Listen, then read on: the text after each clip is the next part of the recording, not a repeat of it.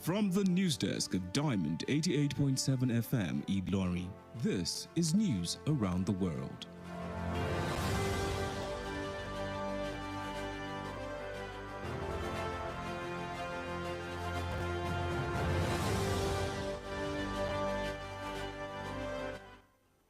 In the headline.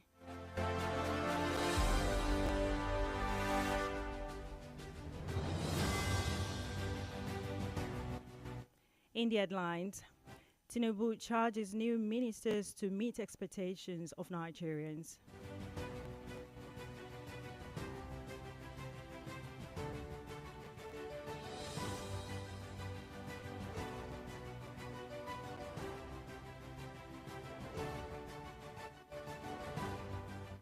Wike threatens demolition of illegal building.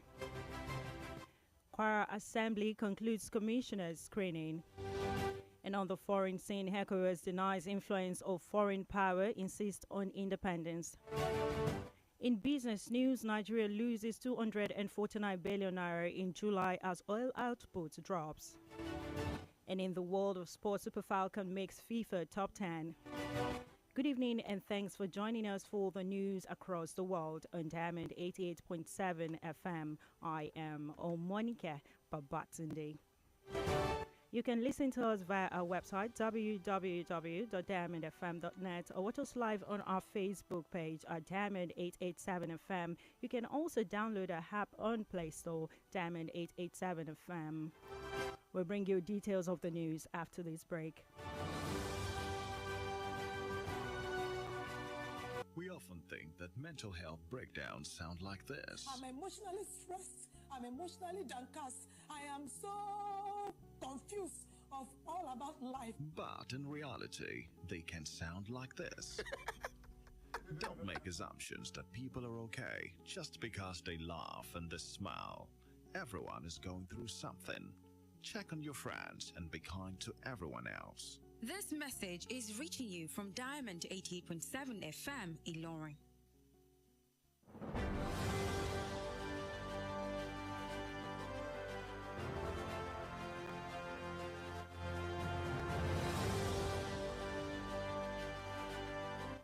You're welcome back. Now the news in detail. In a call to action, President Bola Ahmed Tinubu has urged the recently appointed minister to collaborate with him and each other to fulfill the aspirations of Nigerian people through their work in government. He gave the charge during the inauguration of the 45 confirmed ministers designate held at the conference center of the State House, Abuja. The president reminded the newly sworn ministers that it is high honor to be chosen to serve as a minister in the Federal Executive Council and also charged them with teamwork.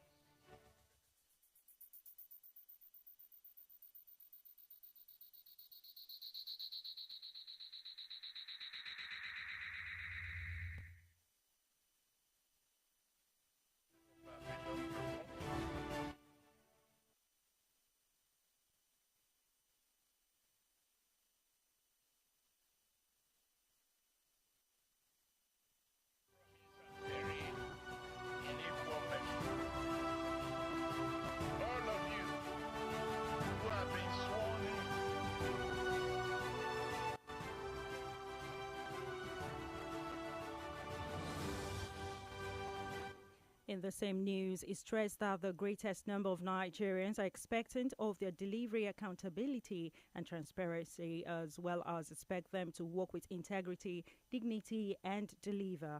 The inauguration of the ministers come less than a week after President Tinubu released the list of portfolios for the appointees, which was again revealed yesterday.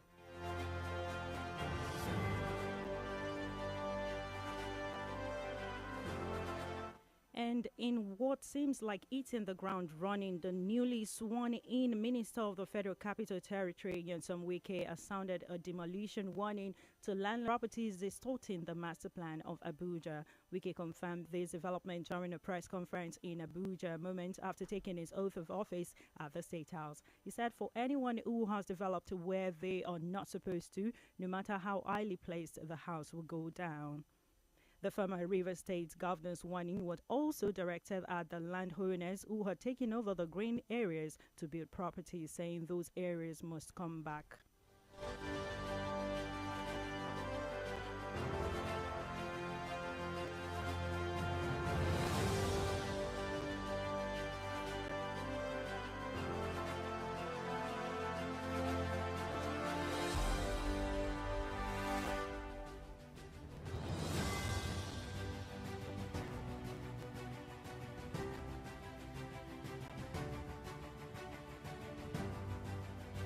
I've been called to distinguish your son.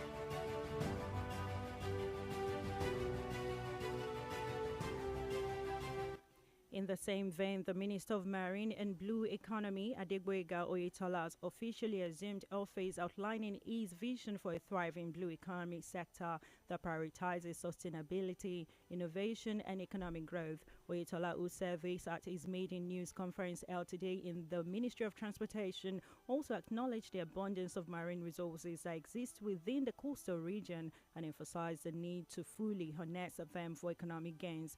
The minister announced that at the global level, blue economy is estimated at more than $1.5 trillion annually, urging stakeholders to seize the opportunity and become a significant player in the industry. He also called for collaboration and teamwork among all stakeholders and agencies, adding that teamwork would help maximize the benefit of Nigeria's vast coastal resources. Oyetola added that part of his vision is to ensure that inland rivers, lakes, and waterways are well utilized, both in terms of cargo shipment and passenger transportation.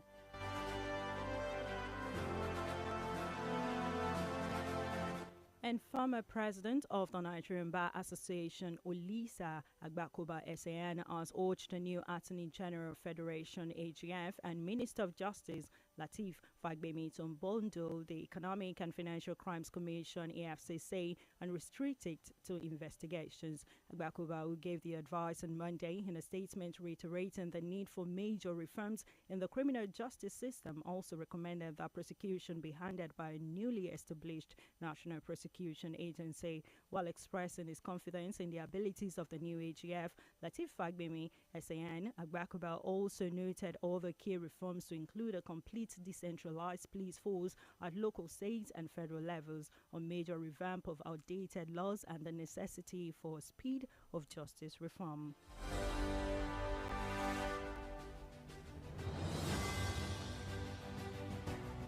And now to news in Kwara State.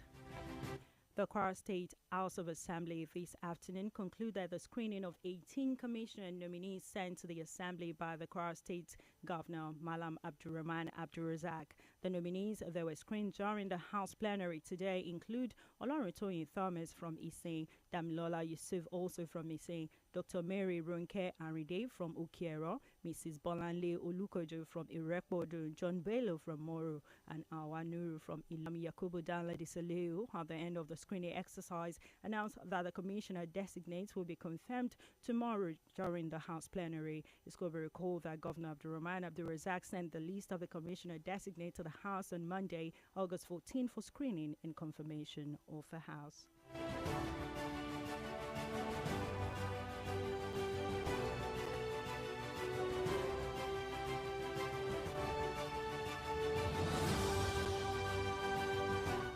And now to news in Kano State. Governor Abba Kabir of Kano State today received protesting youth in Kano State under the aegis of Kano State Civil Society Forum as they called for justice at the governorship election petition tribunal. According to them, a judge at the tribunal allegedly warned against people trying to bribe her. Some youth who defied a police ban went ahead to march into the government house carrying placards.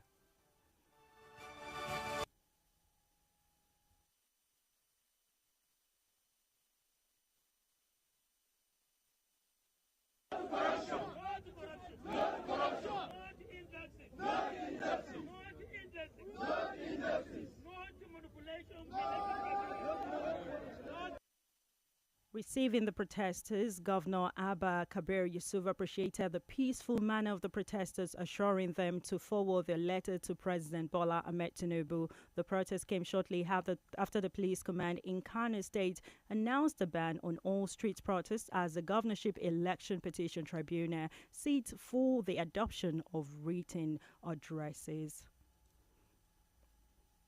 On social media, Facebook, Twitter and Instagram at Diamond.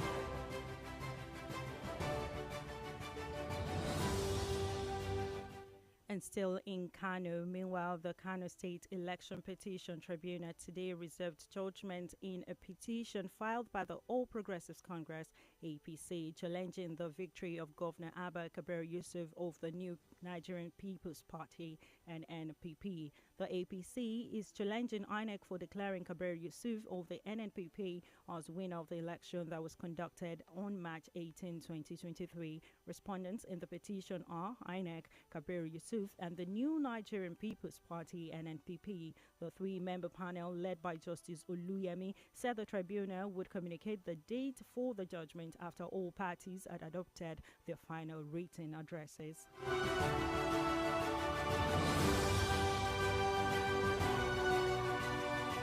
The news is reaching you from Diamond 88.7 FM. We're going to break now. When we come back, we'll bring you foreign and sports news. Please stay with us.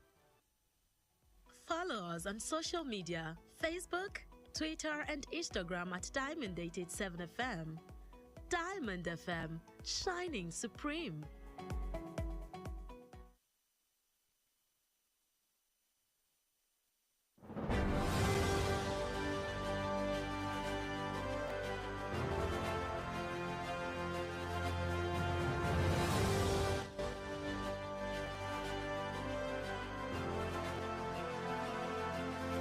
You're welcome back from the break. You're still listening to the news across the world, reaching you from Diamond 88.7 FM in Lorry. Now we'll move on to the foreign stories.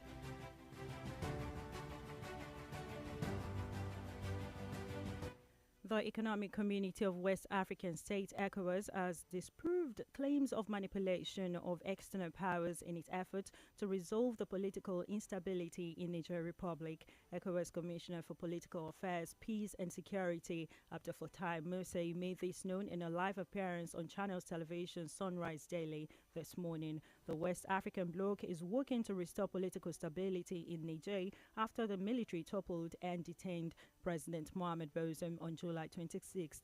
ECOWAS made the West African military defense chiefs in Accra, Ghana on Thursday to discuss a possible armed intervention to reverse a coup, with many accusing the bloc of being pushed by foreign powers. ECOWAS Commissioner for Political Affairs, peace and security added that even if force is used to remove the junta, the country is showing support on the ground, including ECOWAS will remain neutral and make independent decisions.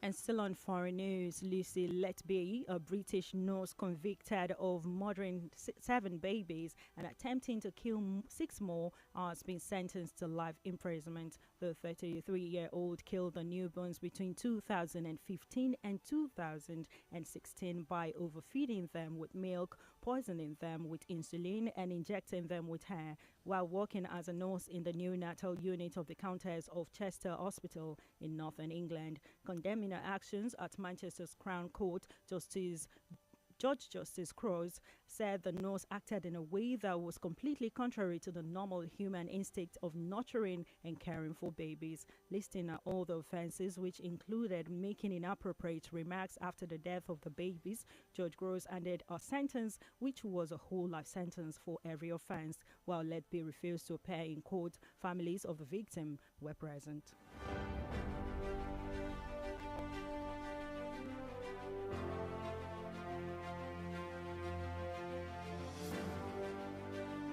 And that's it on foreign news. Up ahead is our business news. Diamond FM Business News.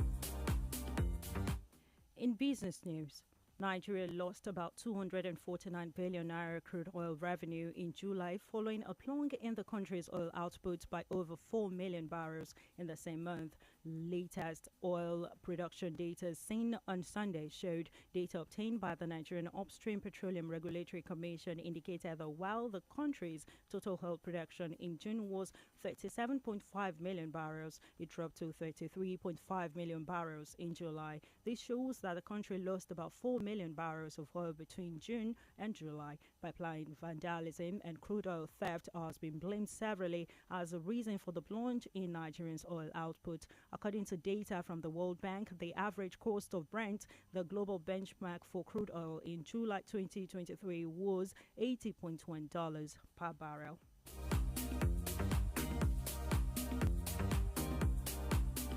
And that's it on business. Up ahead is sports news. Diamond FM Sports News.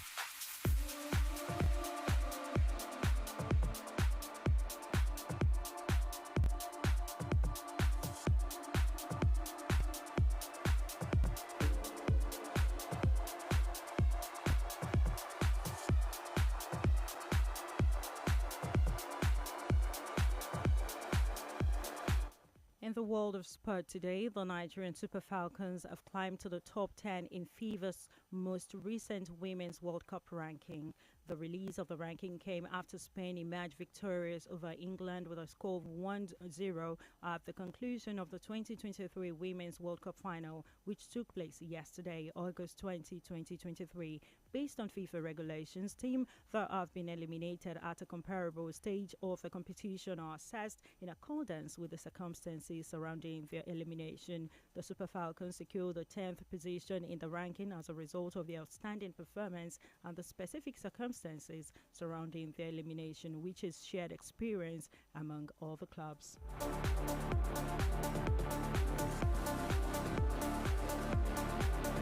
Still in the world of sports, Manchester United and Mason Greenwood have mutually agreed that his future will be away from the club following the conclusion of their internal investigation. The club made this known in a statement posted on their website on Monday. The club added that based on the evidence available to them, they have concluded that the material posted online did not provide a full picture and that Mason did not commit the offences in respect of which he was originally charged. However, the statement confirmed that it was mutually agreed that it would be most appropriate for Greenwood to leave Old Trafford. Recall that Greenwood was arrested and arraigned in court last year on sexual assault and coercive behavior charged against his girlfriend, now wife, Harriet Robson. The Crown Prosecution Services dropped the charge in early February. The duo had since then welcomed their first baby.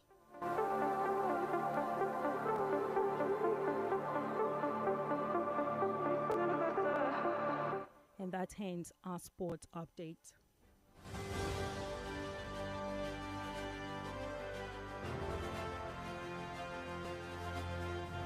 With that, we've come to the end of news across the world. But before we go, here again another highlight.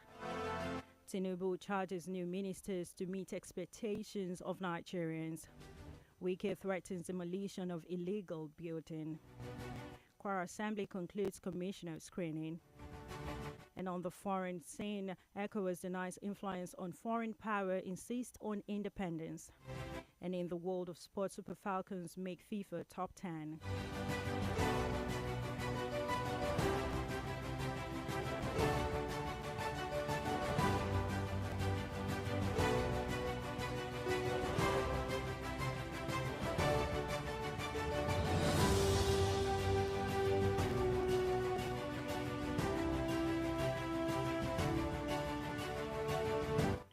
Did you know on this day, August 21, 1911, Leonardo da Vinci Mona Lisa was stolen from the Louvre by 3 Italian handymen? It was not recovered until 1913, and the media sensation helped make it one of the world's most famous paintings. Now you know. For news coverage or information about happenings around you, kindly contact Diamond FM newsroom number on 091 6062 7526, 091 6062 7526. The news across the world was edited by Mahmoud Lawal. My name is Omonike Babatunde. Thank you for listening to your Shining Supreme station.